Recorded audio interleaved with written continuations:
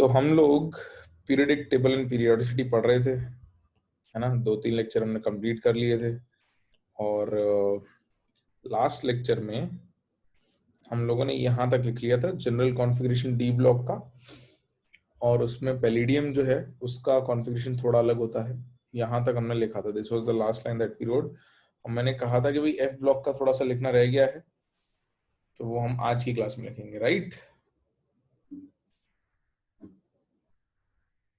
तो स्टार्ट करें लिखना। ओके चलो, तो लेट्स स्टार्ट बाय राइटिंग और फोर्थ पॉइंट। 3 पॉइंट हम लिख लिए थे। Fourth point, F block elements.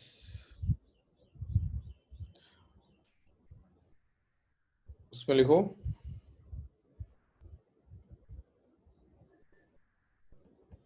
all F block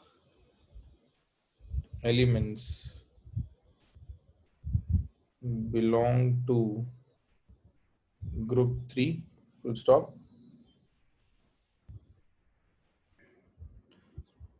Full stop.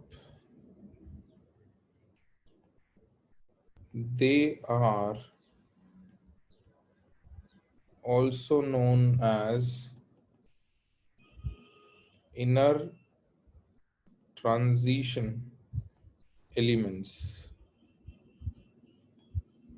They are also known as inner transition elements. फिर उसके नेक्स्ट लाइन में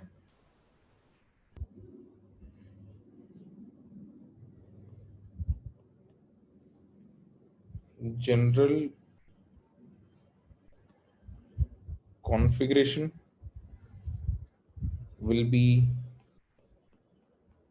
inert gas n-2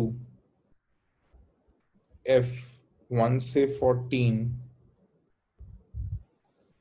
n-1 D 0 से 1 और NS2। इसमें भी एक एक्सेप्शन है, थोरियम TH। इसका जो कॉन्फ़िगरेशन है वो जनरल कॉन्फ़िगरेशन से मैच नहीं होता। इसका कॉन्फ़िगरेशन आता है 5F0 6D2 7S2। सिर्फ थोरियम एक ऐसा केस है जहां F वाले में इलेक्ट्रॉन 0 हो जाता है, बाकी सब में F में इलेक्ट्रॉन 1 से 14 ही रहेंगे।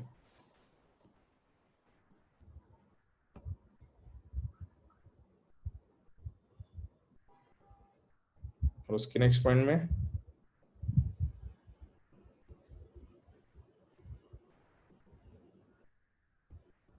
they are also known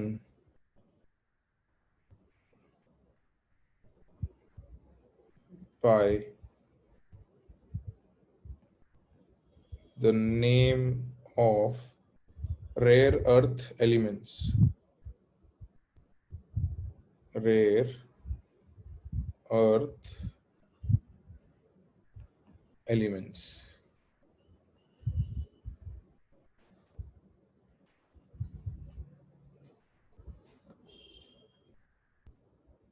Full stop. Next points. Elements heavier than uranium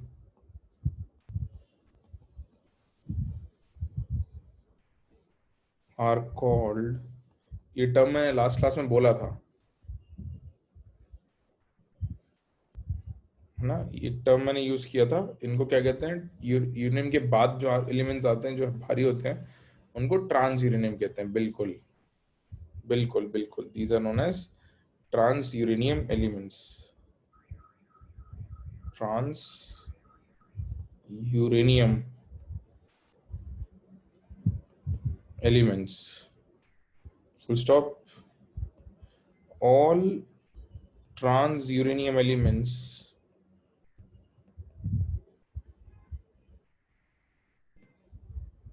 are radioactive.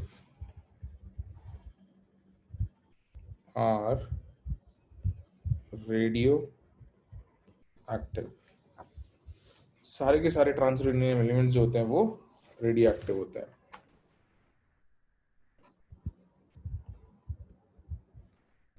तो ये इंफॉर्मेशन हमें एफ ब्लॉक के बारे में लिखनी थी। प्रेशा, एक्सेप्शंस का रीजन स्टेबिलिटी होता है क्या? हम कहते तो यही हैं कि स्टेबिलिटी के वजह से एक्सेप्शन आते हैं, बट आप ये भी कह सकते हो कि हमने जो एनर्जी लेवल्स कैलकुलेट किए हैं और जो ऑर्बिटल्स की शेप्स वगैरह निकाले थे, वो मल्टी इलेक्ट्रॉन स्पीशीज के लिए हमने परफेक्ट कैलकुलेशंस नहीं किए हुए हैं। तो हो सकता है कि आगे चल के कैलकुलेशंस और बेटर हो जाएं, तो पता चले कि उनके शेप्स और एनर्जी लेवल में कुछ डिफरेंस आ जाए, है ना। तो वो जो एनर्जी लेवल का सीक्वेंस हमने निकाला था एफ ऑफ बाउ रूल के अंदर, जो हमने मेमोरी मैप बनाया था, वो मेमोरी मैप एक्चुअली कम इलेक्ट्रॉन स्पीशीज के लिए निकाला गया था। तो जब हम हेवियर एलिमेंट्स पे जाते हैं तो फिर उसमें एक्सेप्शंस आने लग जाते हैं। बट ठीक है, at the end of the day हमको याद रखना है थोड़ा सा, तो वो दो ही है याद रखने अपने को, तो वो याद रख लेना। ठीक है, ओके चलो। तो इसके बाद कुछ छोटी छोटी बातें हैं जिस पे कभी कभी सवाल पूछा जाता है, जो मैं आपको वैसे तो पता होना चाहिए बट मैं बता भी देता हूँ कि अल्कली मेटल्स कौन होते हैं, अल्कलाइन अर्थ मेटल्स कौन होते हैं, हैलोजेंस कौन होते हैं, चाल्कोजेंस कौन होते हैं। यूरेनियम भी रेडियो एक्टिव होता है, हाँ यूरेनियम इज रेडियो एक्टिव, बिल्कुल यूरेनियम इज रेडियो एक्टिव। ये तो काफी कॉमनली सुना होगा ना आप लोगों ने। आ जाओ, तो कुछ इंफॉर्मेशन लिखते हैं नोट करके।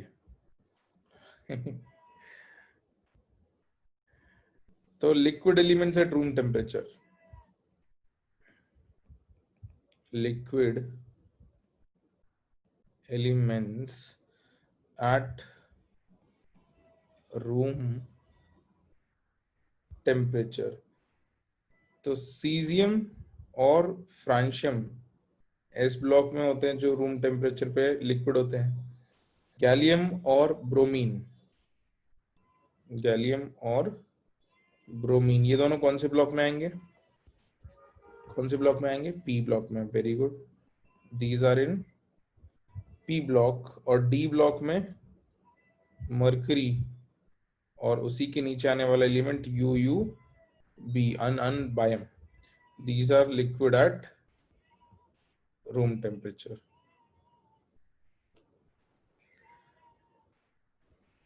Gaseous elements at room temperature,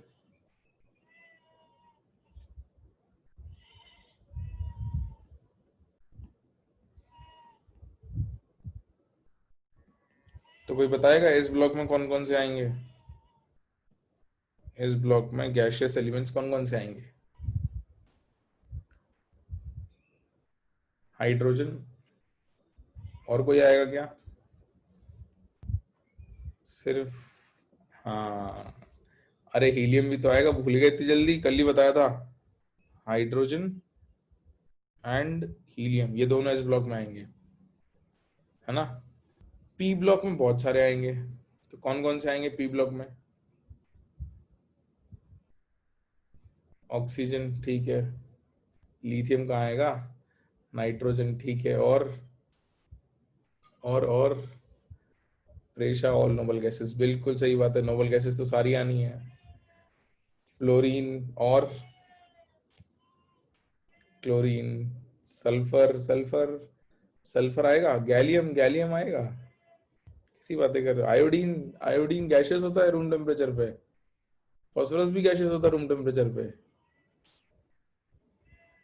argon तो गैसेस होता है। चलो नोबल गैसेस पे तो सब एग्री कर रहे हैं, तो नोबल गैसेस तो मैं लिख ही देता हूँ। Noble gases in bracket neon, argon, krypton, xenon, ठीक है। और कुछ कुछ पे एग्री कर रहे हैं लोग, ऑक्सीजन, नाइट्रोजन, फ्लोरीन, क्लोरीन, और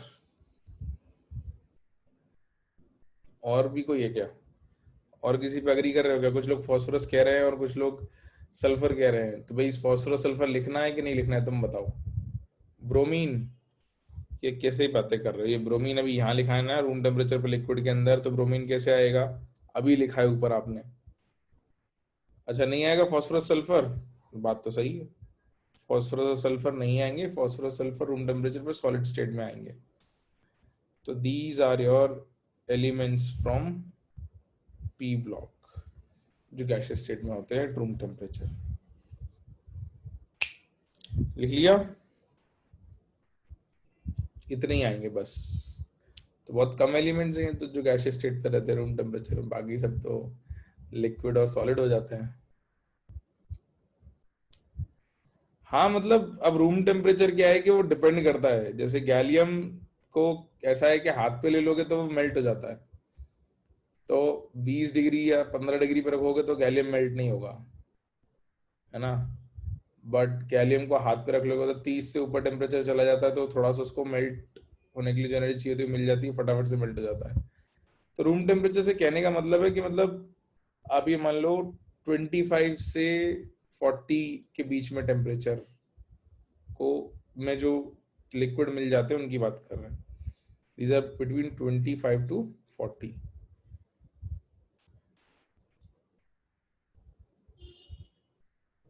क्या क्या? रेडॉन गैस नहीं होता, ग्रेडॉन गैस होता है ना। नोबल गैसेस सारी गैसेस होती हैं।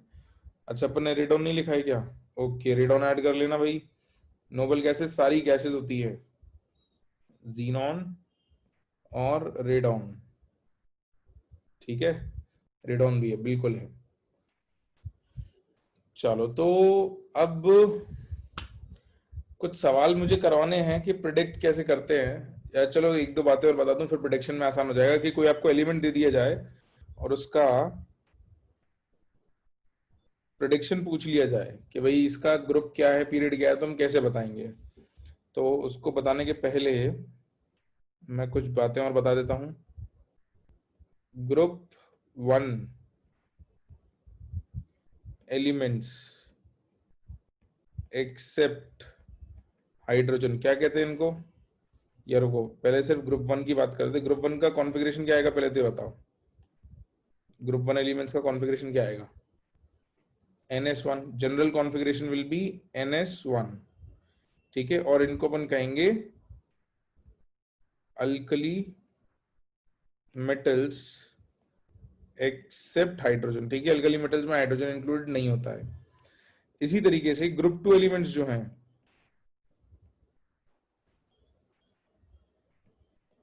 इनका कॉन्फ़िगरेशन क्या आएगा?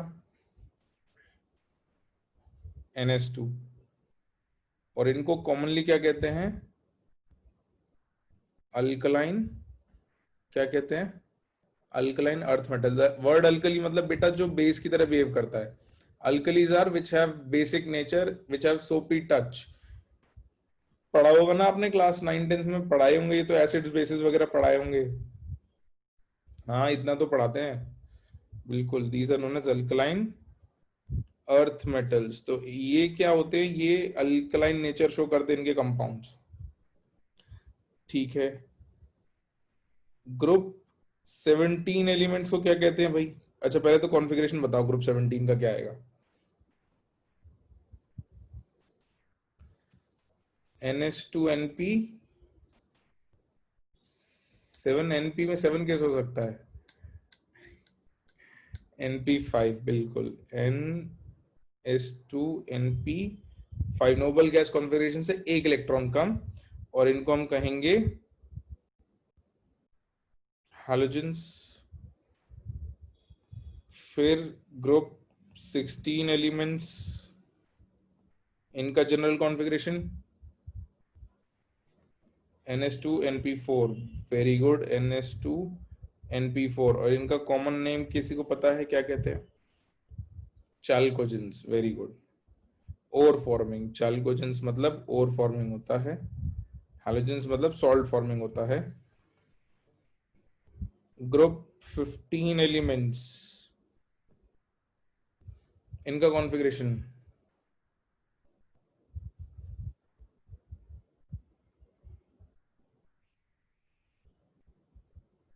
हिमांशी सही बात है, इनको निकोजेंस कहते हैं। और इनका कॉन्फ़िगरेशन क्या होता है? NS2NP क्या आएगा?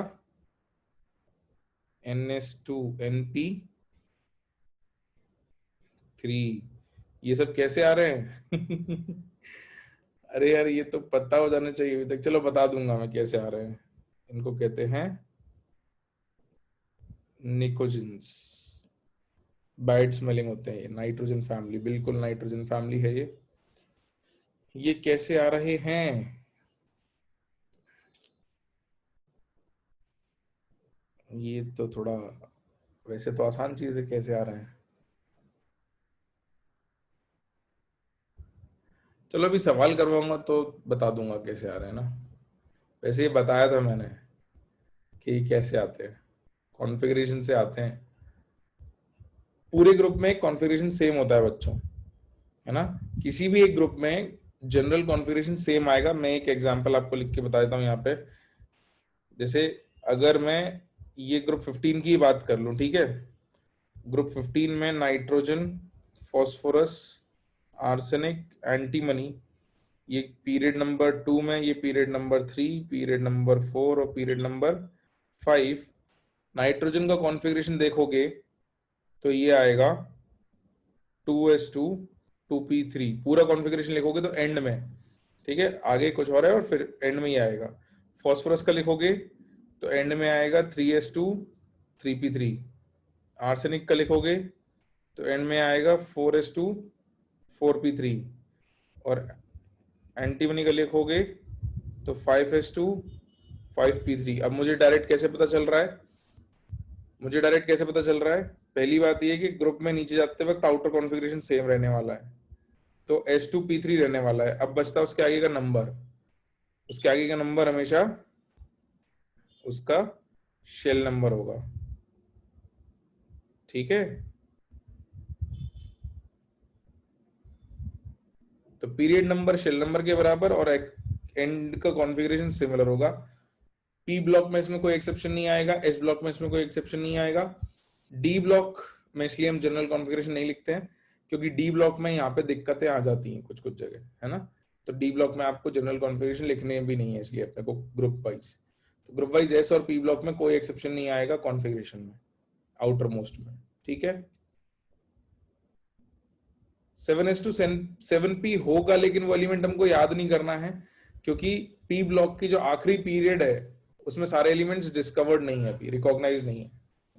एसबी का नाम, अब ये तो तुम्हें याद रखना है विभव बेटा। मुझसे पूछोगे कैसे काम चलेगा, मुझे थोड़ी नीड देनी है। हाँ ऑपरेशन है, बता दिया।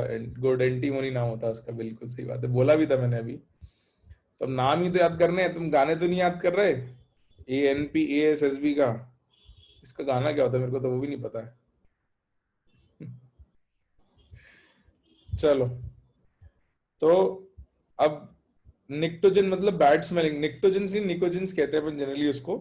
निकोजिन वर्ड जो है वो बैड स्मेल से आया है। तुम जैसे नाइट्रोजन के जो कंपाउंड्स होते हैं ना, they are very bad smelling. Urea की स्मेल बेकार होती है, तो नाइट्रोजन फॉस्फोरस के जो कंपाउंड्स होते हैं उनकी स्मेल खराब होती है। अच्छा, अच्छा गाने भी आ गए। ठीक है, ठीक है, ठीक है, ठीक है, ठीक है, चलो। तो मैं फटाफट से आपको रूल्स लिखवा देता हूँ, फिर अपन कुछ सवाल करते हैं, फिर पीरियोडिसिटी पे आगे बढ़ेंगे बच्चों, कि कैसे प्रिडिक्शन ग्रुप और प्रिडिक्शन करना है पीरियड ग्रुप और ब्लॉक का। बाकी प्रिडिक्शन के रूल मैं लिखवा रहा हूँ, होगा ये कि आपको थोड़े दिन में डायरेक्टली देखना आ जाएगा, आपको ये रूल्स की जरूरत नहीं पड़ेगी।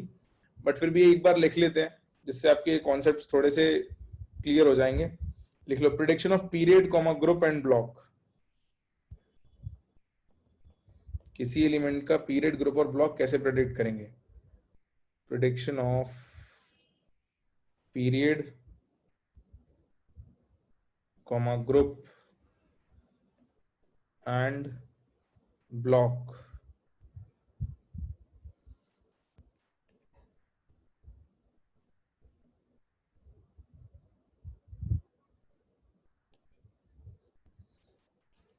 तो पीरियड बताना तो बहुत ही आसान है।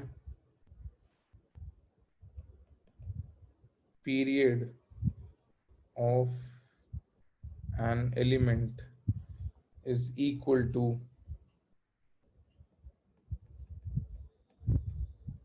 principal quantum number of valence shell। बिल्कुल, आउटर मोस्ट शेल का जो नंबर होगा वही उसका पीरियड नंबर हो जाएगा। ब्लॉक ऑफ द एलिमेंट कैसे बताएंगे, वो भी कॉन्फ़िगरेशन से पता चल जाएगा। Block of the element is equal to the type of subshell which receives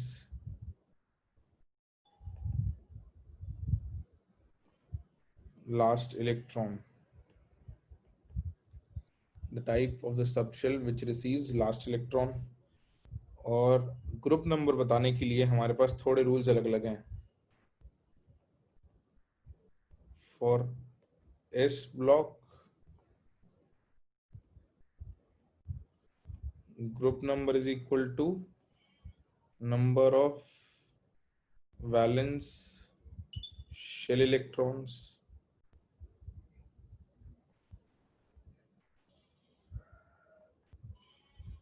for P block, group number is equal to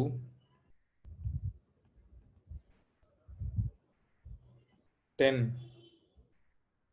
plus number of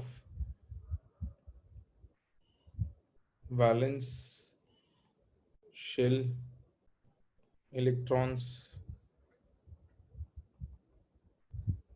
For D block, group number is equal to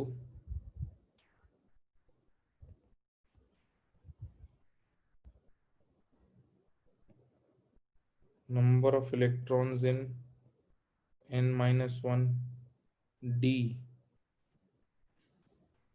subshell plus number of valence shell electrons।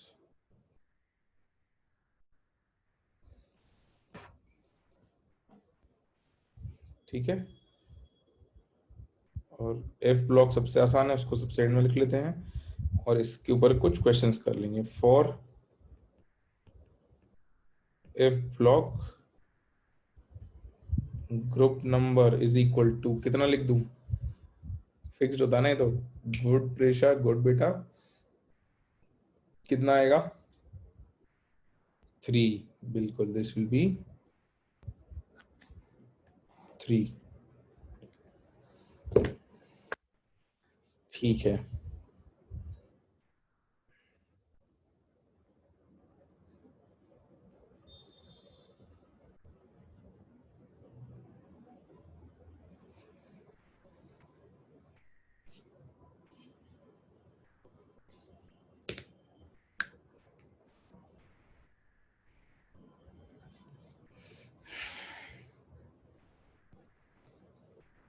लिख लो, फिर कुछ question करते हैं इसके ऊपर। और मैं आपके लिखने का इंतजार कर रहा हूँ कि जब आप लिख लोगे तो फिर मैं आपसे सवाल पूछूंगा।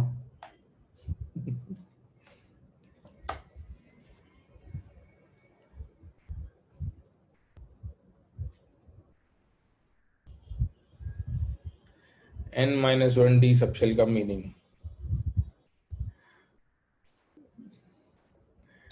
n प्रिंसिपल क्वांटम नंबर है, सही बात है। तो n-1 मतलब प्रिंसिपल से, प्रिंसिपल मतलब आउटर मोस्ट इज n, तो n-1 मतलब उससे एक कम शेल का d का इलेक्ट्रॉन्स। करेंगे करेंगे सवाल करेंगे तो अपने आप समझ में आ ही जाएगा। पी ब्लॉक में +10 क्यों करते हैं, हर्ष कह रहा है क्योंकि उससे ग्रुप नंबर आ जाता है, इसलिए कर देते हैं। और आदित्य का ध्यान क्लास से ज्यादा कहीं और है। हाँ भाई, लिख लिया क्या?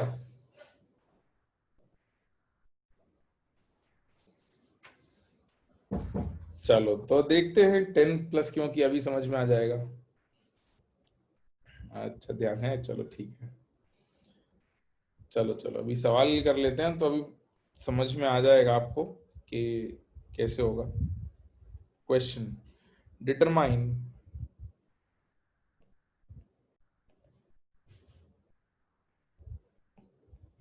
The period comma group and block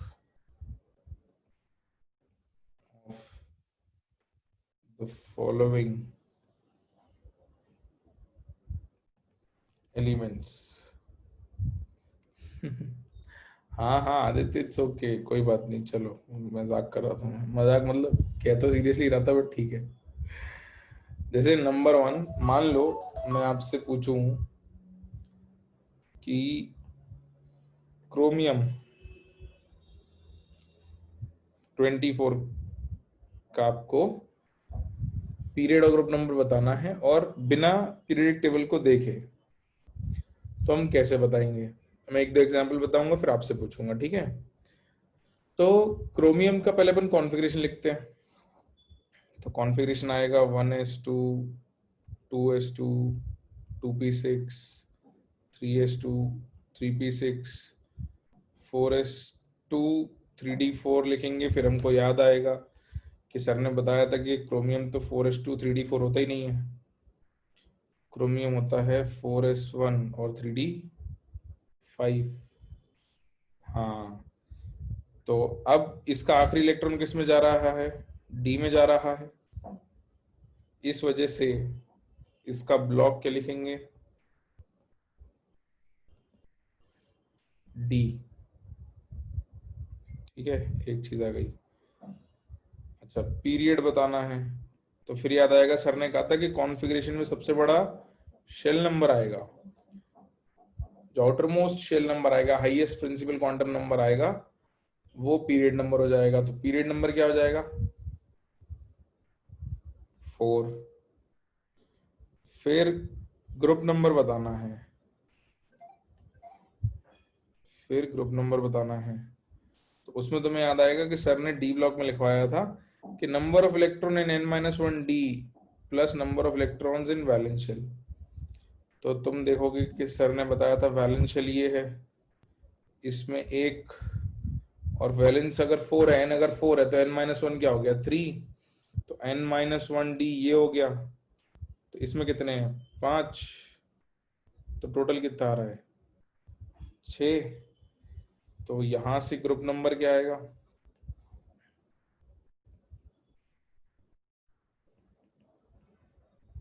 6 आ जाएगा। चेक कर लेना, यही आएगा। विभव के कांस्टेंट रिप्लाई, सर पहले तो समझ में नहीं आया n-1 क्या है, फिर अब कहे सर रिपीट। विभव बेटा थोड़ा इधर ध्यान दोगे, है ना, और इस पे ज्यादा ध्यान दोगे, समझने की कोशिश पे, तो आएगा समझ में। अगर कॉन्स्टेंटली तुम यही सोचते रहोगे कि तुम्हें क्या नहीं आया, तो कुछ नहीं आएगा। अभी करूंगा ना मैं और एग्जाम्पल, जरा कोशिश तो करो। मतलब अगर मैं ही सब करता रहूंगा तो तुम कब सीखोगे? लिखो लिखो यहाँ तक, अभी एक ही एग्जाम्पल बताया, भी और बताता हूँ मैं, चिंता मत करो, नहीं रुक रहा हूँ मैं, आपको बता दूंगा। एग्जाम्पल खत्म हुआ नहीं, पहले रिपीट, लिखा है नहीं रिपीट, समझा है नहीं रिपीट, कोशिश की नहीं रिपीट। लिखो लिखो, आएगा समझ में, इतना मुश्किल थोड़ी है, इतनी जल्दी रिपीट करने की क्या जरूरत है? ग्रुप नंबर कैसे आया मैं वो बताता हूँ, बिल्कुल बताता हूँ, लिखो तो सही।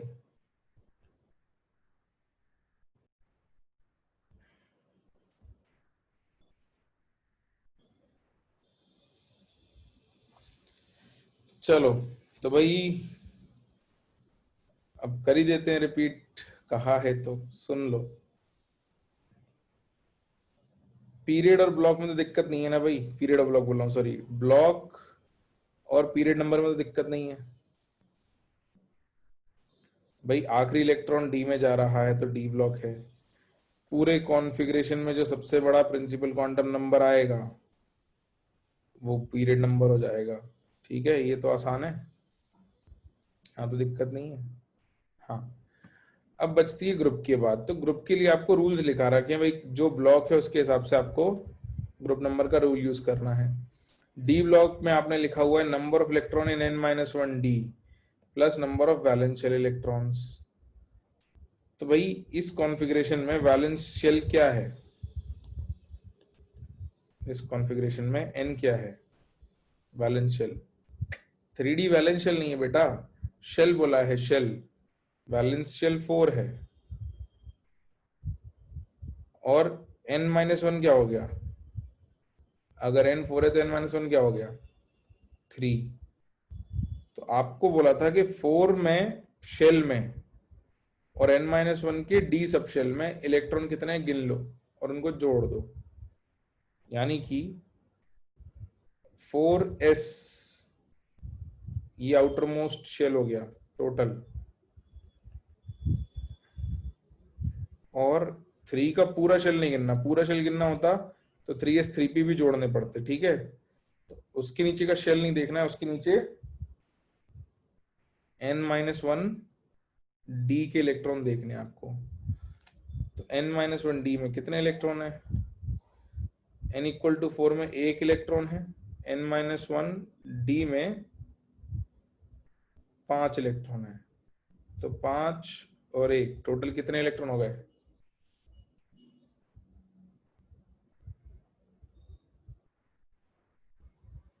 6। तो ग्रुप नंबर क्या आ गया? 6।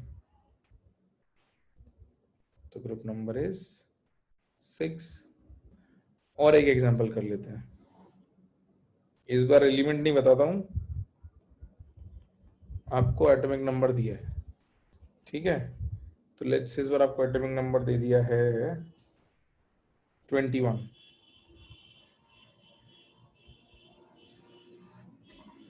तो फिल करना शुरू करोगे, 1s2 2s2 2p6 3s2 3p6 4s2 3d1, है ना।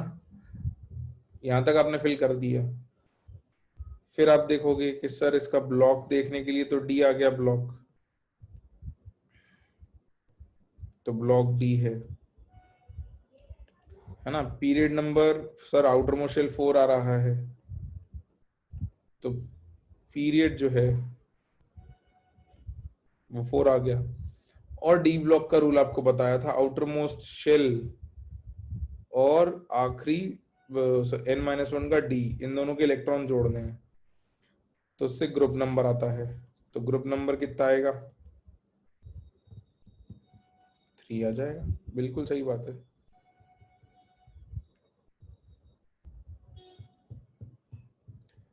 ठीक है, सिंपल ही है, और क्या उसमें कुछ ज्यादा है नहीं। मैं अब कुछ केस और दे रहा हूं जो आपको करने हैं। I am giving you a few cases which you guys have to do. तो थर्ड केस जो है ये आपको करना है, सेलेनियम 34। करो जरा इसको पूरा। हाँ बेटा स्कैंडियम है, 21 स्कैंडियम है बिल्कुल।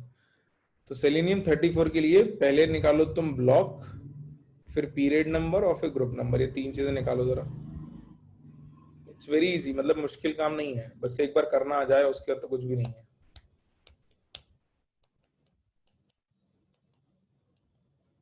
सबसे पहले कॉन्फ़िगरेशन लिखना होगा आपको, सबसे पहले कॉन्फ़िगरेशन लिखना होगा।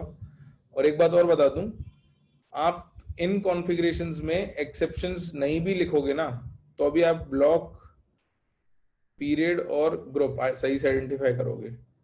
अगर क्रोमियम आप नॉर्मल भी लिख देते ना तो अभी सही आंसर आता। तो लोकेशन आइडेंटिफाई करने में एक्सेप्शंस नहीं भी आते तो चल जाएगा, उसमें कोई दिक्कत नहीं है। तो कॉन्फ़िगरेशन लिखो सबसे पहले, तो सेलेनियम का क्या आएगा कॉन्फ़िगरेशन?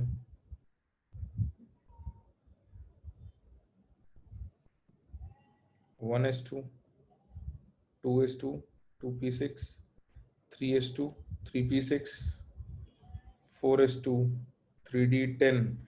यहां तक कितने इलेक्ट्रॉन हो गए भाई, कोई बताएगा मेरे को? 3d10 तक कितने हो गए? 30।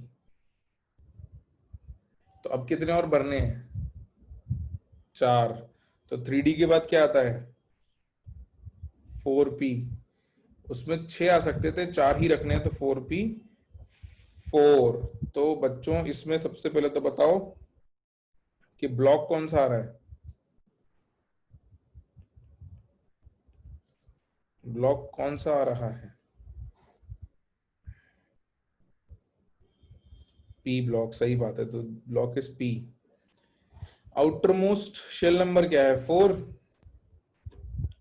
तो उससे पीरियड नंबर क्या आएगा?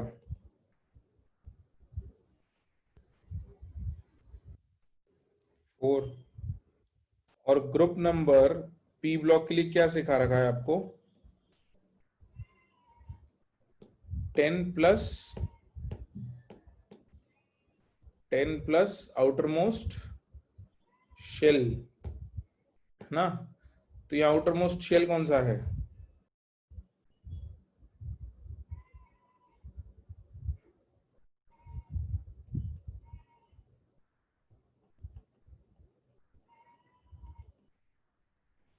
फोर। शेल बोला बेटा, सब शेल नहीं, 4। तो आउटर मोस्ट शेल में इलेक्ट्रॉन कितने हैं?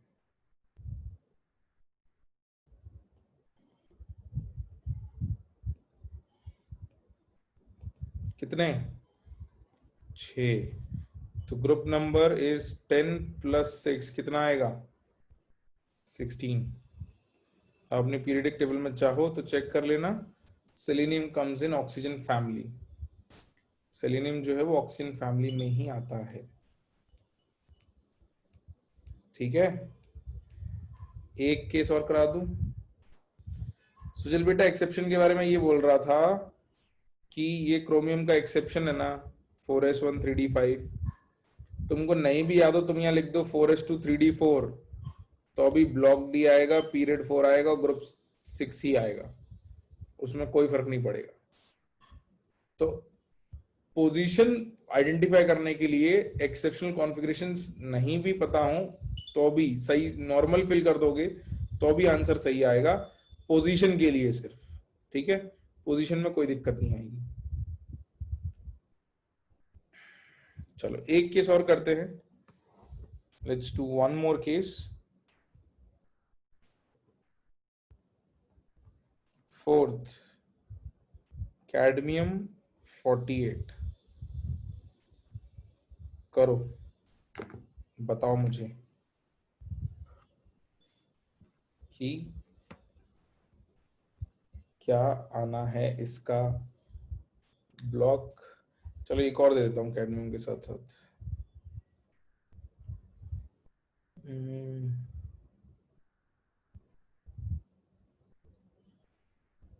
और क्या दे दूँ?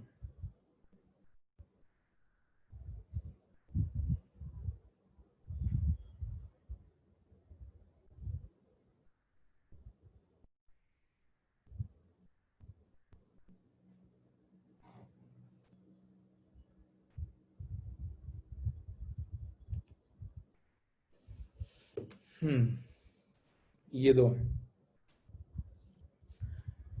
आंसर आने लगे हैं कुछ लोगों के। ब्लॉक क्या आया है भाई? डी। ठीक है, तो कॉन्फ़िगरेशन लिखता हूँ मैं भी। तो 1s2, 2s2, 2p6, 3s2, 3p6, 4s2, 3d10, 4p6, 5s2। यहाँ तक कितने इलेक्ट्रॉन हो गए? 38। कितने और बच रहे हैं? 10।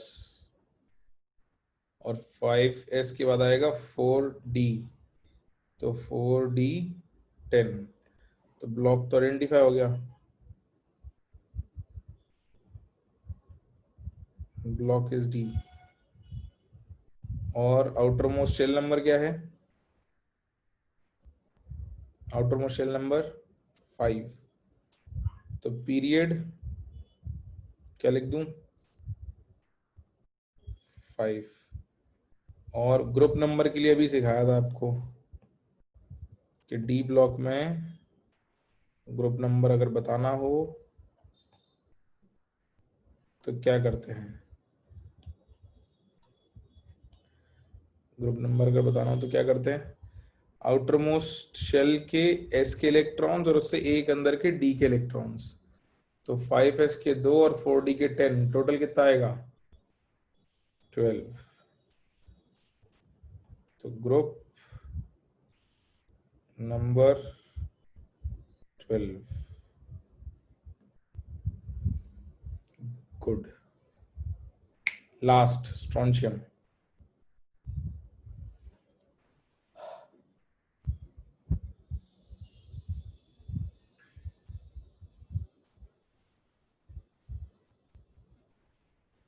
Good good, very good, answer आना शुरू हो गए, सही आंसर आ रहे हैं। चलो तो मैं भी कॉन्फ़िगरेशन लिख देता हूँ।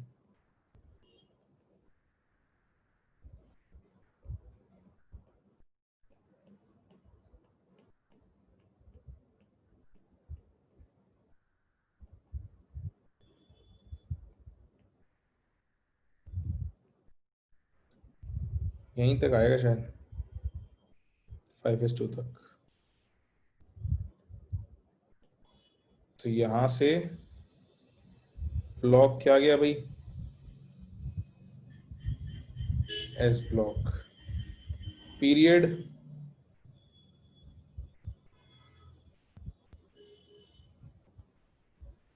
5, और ग्रुप नंबर के लिए क्या लिखवाया था, number of valence shell electron. तो वैलेंस शेल कौन सा है, 5 है ना, तो 2 ही इलेक्ट्रॉन है, तो ग्रुप नंबर क्या आएगा, 2। बस ये तो बहुत ही सिंपल है, राइट।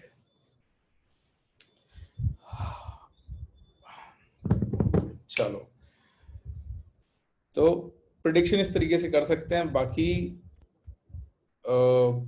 यहां से वो बात भी क्लियर हो जानी चाहिए कि कोई भी ग्रुप अगर आने वाला है तो उसका कॉन्फ़िगरेशन सेम ही आएगा।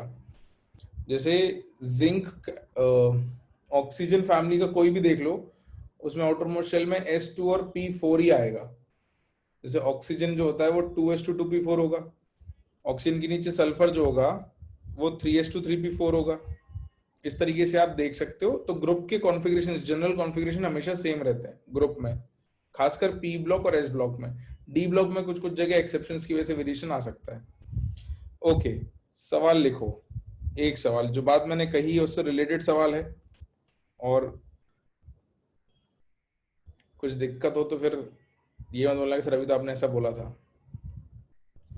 लिखो लिखो, the group in which all the elements do not have same number of electrons, the group in which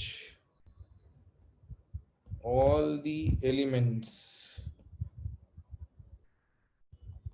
do not have same number of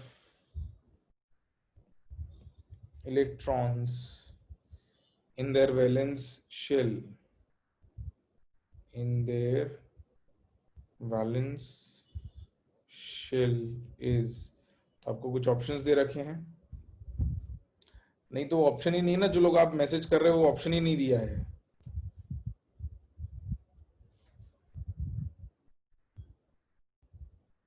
first B, second C, 17th, या फिर D 18th।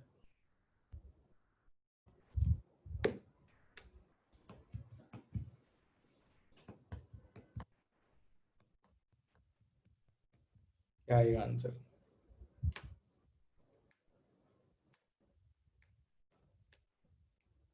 कुछ लोग 17 कह रहे हैं, कुछ 18 कह रहे हैं, कुछ सेकंड कह रहे हैं, कुछ मे बी कह रहे हैं।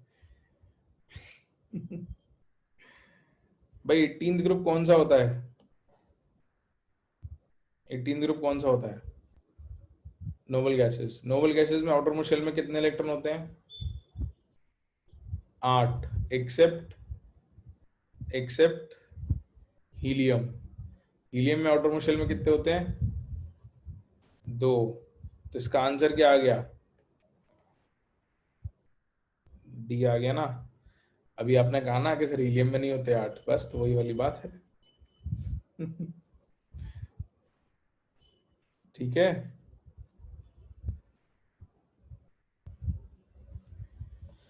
चलो तो ये काफी सारी बातें थी जो प्रेडिक्टेबल से रिलेटेड थी। अब हम लोग पीरियोडिसिटी पे आगे आ जाते हैं। Let's move ahead to periodicity. वैसे तो बहुत सारे और भी क्वेश्चन पूछे जा सकते हैं, but let's keep a limit on it कि भाई कितने क्वेश्चंस हम प्रैक्टिस करेंगे। थोड़ा टाइम हमको थ्योरी भी पढ़ने के लिए चाहिए। अगर ग्रुप 3 होता तो वो भी करेक्ट होता, हाँ बिल्कुल ग्रुप 3 होता तो वो भी करेक्ट होता। इनफैक्ट इसमें और भी ग्रुप्स आ जाते, जैसे क्रोमियम का ग्रुप आ जाता, ग्रुप तो डी ब्लॉक में काफी ग्रुप्स आ जाएंगे जिनमें सेम नहीं होता। चलो, तो नेक्स्ट हेडिंग जो आपको लिखनी है दैट इज पीरियोडिसिटी।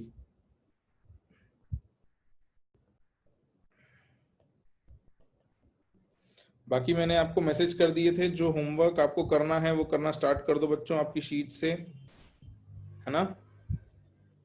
क्वेश्चंस कौन कौन से करने मैंने आपको भेज दिए थे। पीरियोडिसिटी, तो इसमें लिखो बच्चों, the regular gradation in properties, the regular gradation in properties from top to bottom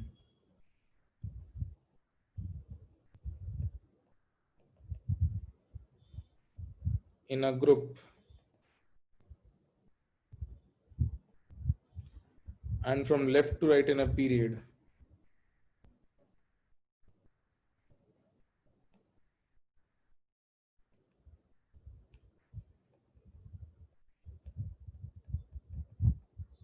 from top to bottom in a group and from left to right in a period is called periodicity in properties, is called periodicity in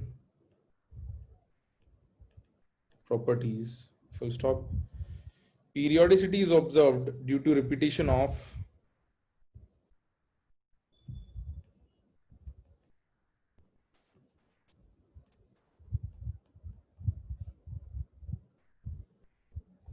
periodicity is observed due to repetition of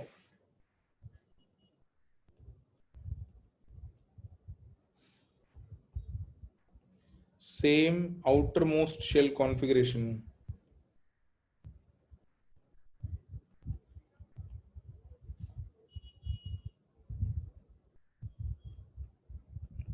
same outermost shell configuration at regular intervals,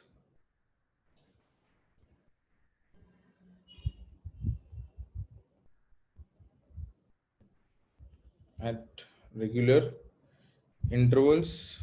तो कुछ periodic properties हम list कर देते हैं, उसमें से सारी हम नहीं पढ़ेंगे बट ज्यादातर को हम पढ़ लेंगे।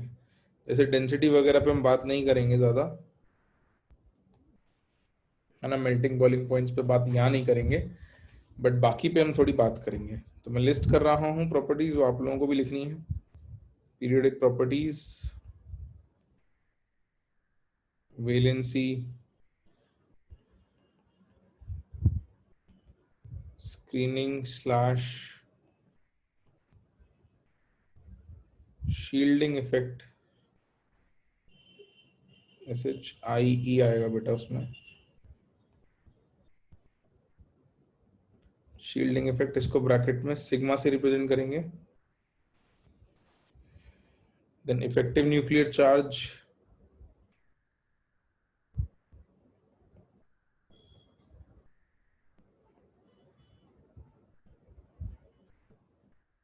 in bracket Z effective, then atomic size or atomic radius, atomic size or atomic radius, then ionization potential or ionization energy,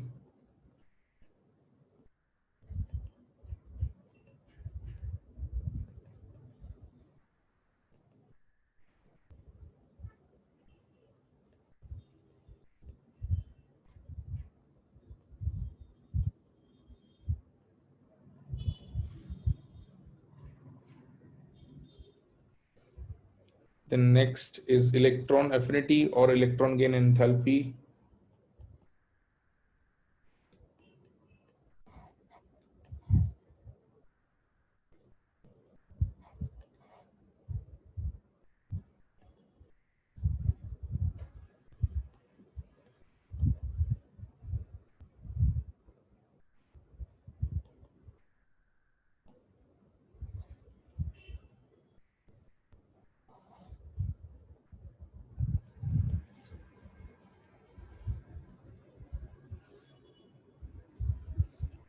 तो इलेक्ट्रॉन अफिनिटी को ई से रिप्रेजेंट करेंगे, इलेक्ट्रॉन की नेट एंथैल्पी को डेल्टा एच ई जी से। देविना बेटा अभी इसको लिख लो, है ना।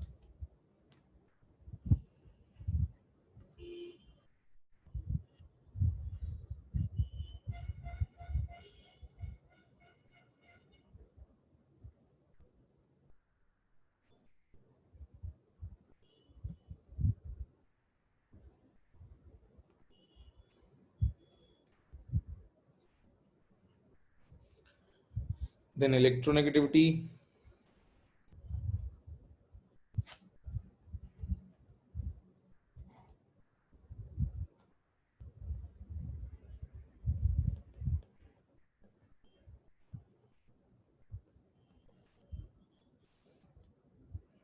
इनर्ट पेयर इफेक्ट,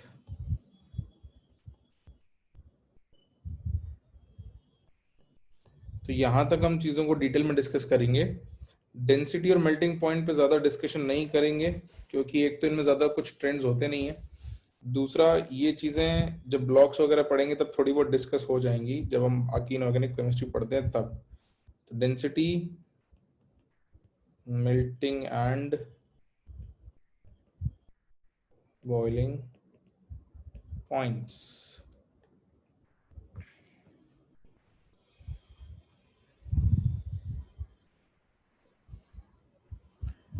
तो जल्दी से लिख लो, फिर अपन वैलेंसी से ही समझना स्टार्ट करते हैं कि भाई वैलेंसी क्या ट्रेंड शो करती है, वैलेंसी होती क्या है, वो भी डिफाइन कर लेते हैं।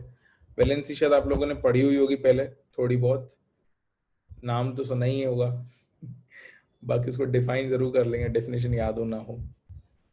तो काफी लोगों का रिप्लाई तो आ गया कि कर लिया है सर, डन हो गया है। क्या सबने लिख लिया है? किसी का बचा तो नहीं है? फिर मैं ऊपर स्क्रॉल करूंगा।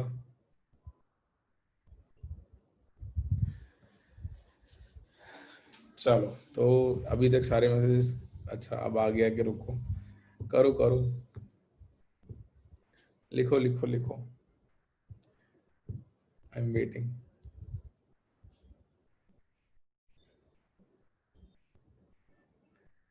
नहीं विभव बेटा, नहीं आएंगे उस पर क्वेश्चन ज्यादा। इलेक्ट्रो पॉजिटिविटी, इलेक्ट्रो पॉजिटिविटी तो नहीं, इलेक्ट्रो पॉजिटिव नेचर होता है। धन्यवाद आदित्य, धन्यवाद। वैसे कि 5 सितंबर को क्लास नहीं है क्या अपनी?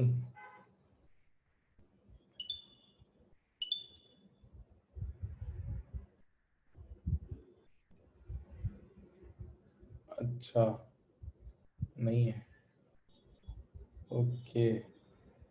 हाँ, चलो, लिख लिया क्या? नहीं नहीं भाई राज, बर्थडे बर्थडे नहीं है। लिख लिया सबने? अब बचा था जिनका, आ जाओ। तो पहली हेडिंग डालो, फर्स्ट हेडिंग इज वैलेंसी। तो इसको हम समझते हैं क्या ट्रेंड्स आते हैं, और डिफाइन भी कर लेंगे कि भाई वैलेंसी होती क्या है। तो उसमें लिखो the combining capacity of elements,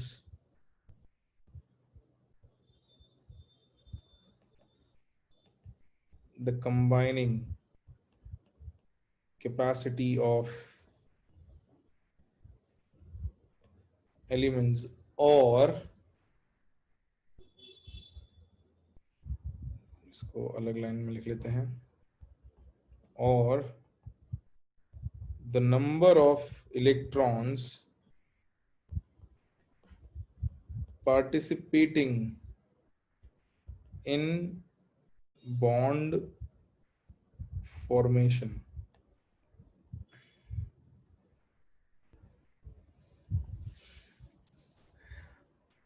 और electrons participating in bond formation। हाँ कौस्तुभ बेटा,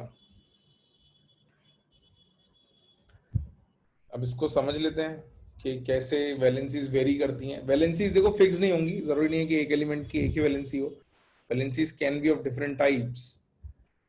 thank you Vibhav, thank you बेटा। देखो इधर, तो with respect to hydrogen valencies अलग तरीके से वेरी करती हैं, तो पहले हम valency with respect to hydrogen लिख लेते हैं।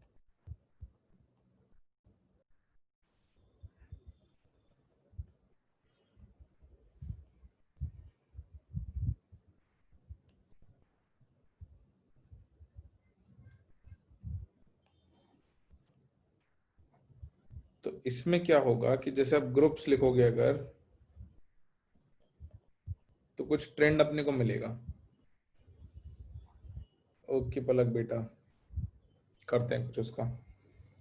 तो ग्रुप जैसे 1A, 2A, 3A, 4A, 5A, 6A और 7A, इनको थोड़ा सा शिफ्ट कर दें।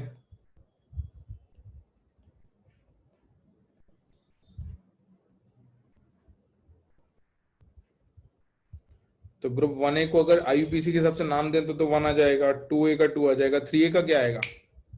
ग्रुप 3A का IUPAC के हिसाब से ना ग्रुप नंबर क्या आता है? 13। तो आगे के तो सीक्वेंशली लिख दोगे। 13 क्या था? हाँ बिल्कुल, 13, 14, 15, 16 और 17। इनके अगर कंपाउंड्स हम लिखने चाहें, अगर कंपाउंड्स लिखें इनके, तो ग्रुप 1 में जैसे Li का कंपाउंड हाइड्रोजन के साथ बनता है LiH, ठीक है।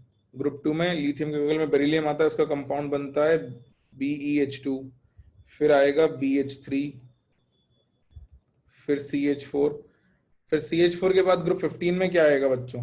नाइट्रोजन का क्या कंपाउंड बनता है? NH3। Good good good good. NH3 के बाद H2O, और उसके बाद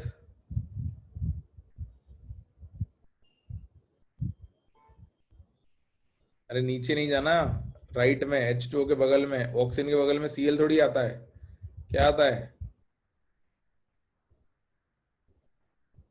फ्लोरीन, HF आएगा, ठीक है। तो अब अगर आप इनकी वैलेंसी लिखो, तो लिथियम की वैलेंसी क्या आएगी? लिथियम कितने इलेक्ट्रॉन पार्टिसिपेट कर रहे हैं बॉन्ड फॉर्मेशन में? एक है ना, लिथियम एक है, उससे एक हाइड्रोजन जुड़ा हुआ है, एक ही इलेक्ट्रॉन पार्टिसिपेट कर रहा है, तो 1। बेरिलियम के कितने पार्टिसिपेट कर रहे हैं? 2। बोरॉन के 3, कार्बन के 4, नाइट्रोजन के 3, ऑक्सीजन के 2 और फ्लोरीन का वापस 1। तो इसमें ट्रेंड क्या हो रहा है कि पहले आपका वैलेंसी बढ़ रही है और फिर वापस वैलेंसी कम हो रही है। हाइड्रोजन के रिस्पेक्ट में लिखें तो यहां से यहां तक valency is equal to number of valence shell electron, यही आ रही है, हाँ या ना? लिथियम से कार्बन या ग्रुप 1 से 1A से ग्रुप 4A तक वैलेंसी यही आ रही है, जितने वैलेंस इलेक्ट्रॉन्स हैं। इन पे प्लस और माइनस चार्ज कैसे आते हैं बेटा? ये अभी जब इलेक्ट्रोनेगेटिविटी सिखा दूंगा तो उसके बाद आपको समझना आसान हो जाएगा। जो ज्यादा इलेक्ट्रोनेगेटिव है उस पर नेगेटिव चार्ज, जो कम इलेक्ट्रोनेगेटिव है उस पर पॉजिटिव चार्ज। तो वो सब सीख लेंगे अपन, अभी इसी चैप्टर में सीखेंगे ना। अच्छा, बचे हुओं पर वैलेंसी अगर लिखोगे तो वो वैलेंस शेल के बराबर आ रही है क्या? नहीं आ रही, ये आएगी 8 minus number of valence electrons. Palak बेटा वॉइस यार यहाँ से तो फुल है, आनी तो नहीं चाहिए कम, मतलब सही है सब। 8 minus number of valential electrons,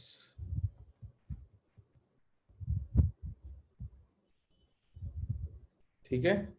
ये लिखा है मैंने स्क्रीन पे, 8 minus number of valence shell electrons या वैलेंस इलेक्ट्रॉन्स।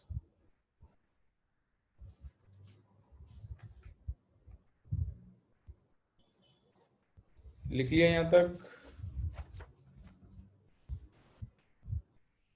सबने?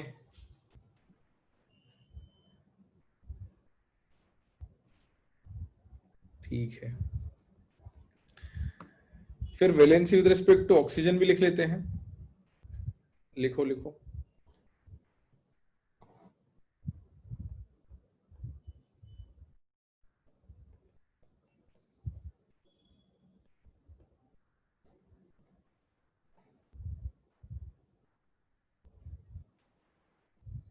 Valency with respect to oxygen.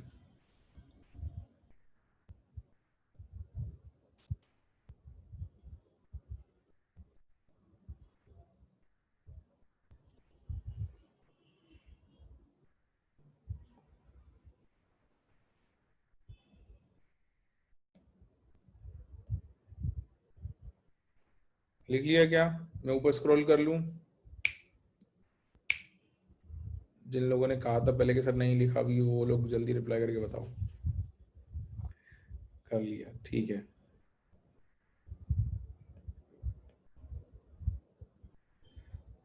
तो अब अगर ऑक्सीजन के साथ हम कंपाउंड्स लिखना चाहें, we want to write compounds with oxygen, तो इनके अगर कंपाउंड्स लिखें तो थर्ड पीरियड की बात हम कर लेते हैं। तो थर्ड पीरियड में ग्रुप वन में सोडियम आता है विच इज Na2O। फिर उसके बाद ग्रुप टू में आएगा उसके बगल में Mg, उसका कंपाउंड हो जाएगा MgO। बिल्कुल। फिर Mg के बाद कौन सा एलिमेंट आता है? Mg के बाद कौन सा एलिमेंट आता है राइट हैंड साइड? एल्यूमिनियम। तो उसका कंपाउंड क्या बनेगा? Al2O3। फिर एल्यूमिनियम के बाद सिलिकॉन, SiO2। सिलिकॉन के बाद फॉस्फोरस, P2O5। फॉस्फोरस के बाद सल्फर, SO3। और सल्फर के बाद क्लोरीन, Cl2O7। तो बच्चों वैलेंसी फिर से बता देता हूं, ऑक्सीजन पे चार्ज क्या आते हैं याद है किसी को? अपन ने भी रिडॉक्स में पढ़ा था। ऑक्सीजन पे चार्ज क्या रखते हैं? -2। ऑक्सीजन पे -2 रखोगे तो 2 सोडियम पे +2 आएगा, तो एक अगले सोडियम पे कितना आएगा? +1। ठीक है, तो इसकी वैलेंसी 1 आ गई। इधर Mg पे कितना आएगा? +2, है ना? ठीक, ऐसे एल्यूमिनियम पे कितना आएगा? 2 पे +6 आएगा, तो एक पे कितना आएगा? +3। तो ऐसे अगर इनकी वैलेंसी लिखते जाएं अपन ऑक्सीजन के रिस्पेक्ट में, तो सोडियम की 1, मैग्नीशियम की 2, एल्यूमिनियम की 3, सिलिकॉन की कितनी आ रही है? सिलिकॉन की कितनी आ रही है? 4। फॉस्फोरस की कितनी आ रही है? कैलकुलेट करो, ऊपर से मत छापो। 3। 5 ऑक्सीजन 2 चार्ज, तो कितना आएगा? 10। तो 2 फॉस्फोरस पे 10 चार्ज डिस्ट्रीब्यूट करोगे तो एक पे कितना आएगा? 5। बिल्कुल 5। सल्फर पे कितना आएगा? ये तो निकलवाया भी था SO3 तो मैंने तुमसे, 6। और क्लोरीन पे कितना आएगा? 7। तो ऑक्सीजन के रिस्पेक्ट में क्या हो रहा है कि वैलेंसी कंटिन्यूअसली इंक्रीज हो रही है, कंटिन्यूअसली इंक्रीजेस।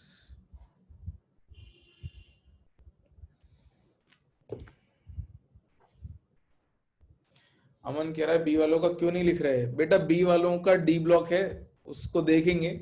हम सिर्फ कुछ ट्रेंड्स देखना चाह रहे हैं। तो पीरियड 1 और 2 में बी वाले ग्रुप ही नहीं आते, क्या करें? पीरियड 2 और 3 में, सॉरी, पीरियड 2 में सिर्फ ए वाले ग्रुप आते हैं, पीरियड 3 में भी ए वाले ग्रुप आते हैं, पीरियड 4 में जाएंगे तो बी वाले ग्रुप आएंगे, उसमें फिर इतना अच्छा वैलेंसी ट्रेंड भी नहीं आएगा। ठीक है, तो ये तो बस बताने के लिए कि वैलेंसी क्या होती है और उसमें कुछ ट्रेंड्स हमको मिल जाते हैं वैलेंसी में, इनको रटने की जरूरत नहीं है। लिख लिया सबने यहां तक?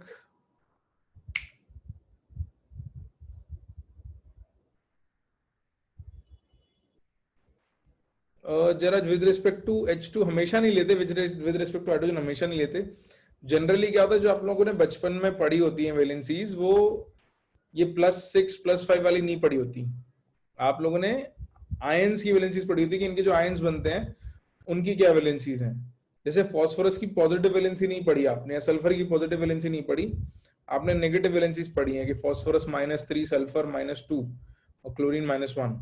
बट हमने रिडॉक्स में देखा था कि इन पे पॉजिटिव चार्जेस भी आ सकते हैं, बट वो पॉजिटिव चार्जेस आयंस नहीं बनाते हैं, वो सिर्फ कंपाउंड में एग्जिस्ट करते हैं, वो भी पॉजिटिव चार्ज नहीं होते हैं, वो ऑक्सीडेशन स्टेट्स होती हैं।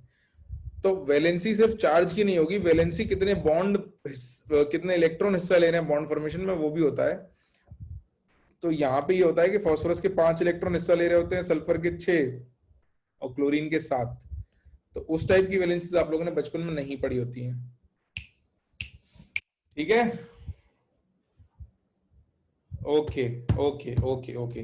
तो ये हमारी पहली पीरियडिक प्रॉपर्टी थी, इसके बारे में ज्यादा कुछ नहीं पूछा जाएगा, ये सिर्फ ये बताने को थी कि इलेक्ट्रॉन्स कितने हैं आउटर मोस्ट शेल में, उस हिसाब से वैलेंसी आपकी बदलती जाती है, एक ट्रेंड फॉलो करती है। अगली चीज जो है ये अपने को थोड़ा ध्यान से सीखनी पड़ेगी, आपके लिए नई होगी। This is known as screening और शील्डिंग इफेक्ट। स्क्रीनिंग और shielding effect in bracket sigma।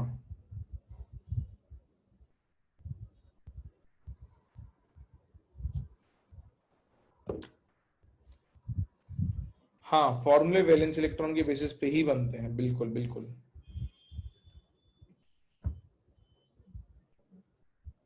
तो स्क्रीनिंग और शील्डिंग इफेक्ट इसमें लिखो। अब ये थोड़ा बड़ा टॉपिक है तो इसको समझाने में मुझे टाइम लगेगा, तो मैं आपको पहले एक दो जो लाइनें लिखवानी है वो लिखवा देता हूँ, समझाऊंगा मैं फिर इसको अगले लेक्चर में। हेडिंग लिख लीजिए अपने, स्क्रीनिंग और शील्डिंग इफेक्ट। तो उसमें लिखो, repulsive force is exerted by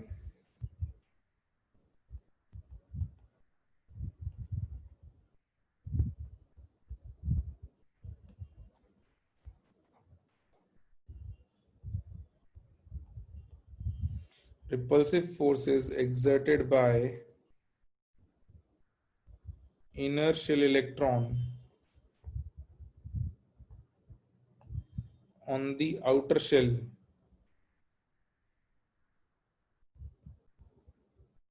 electrons or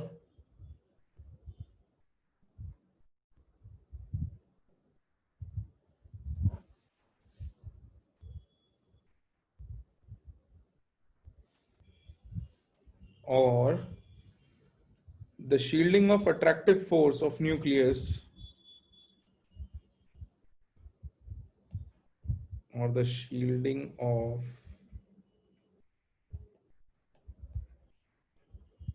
attractive force of the nucleus by inner electrons on the outer shell electron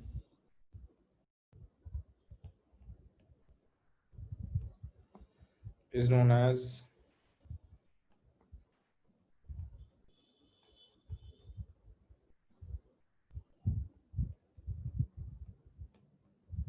screening slash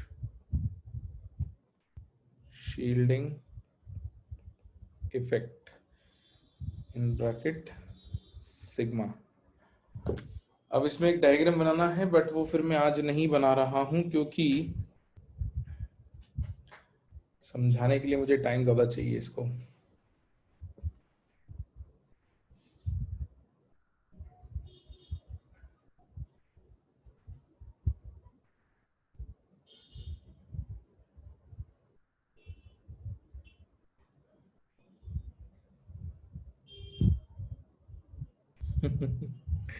लिख लिया सबने, सुजल मन प्रसन्न हो गया, चलो अच्छी बात है।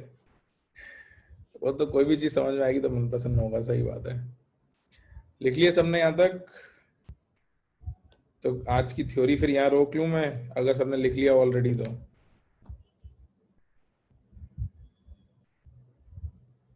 बिल्कुल बिल्कुल।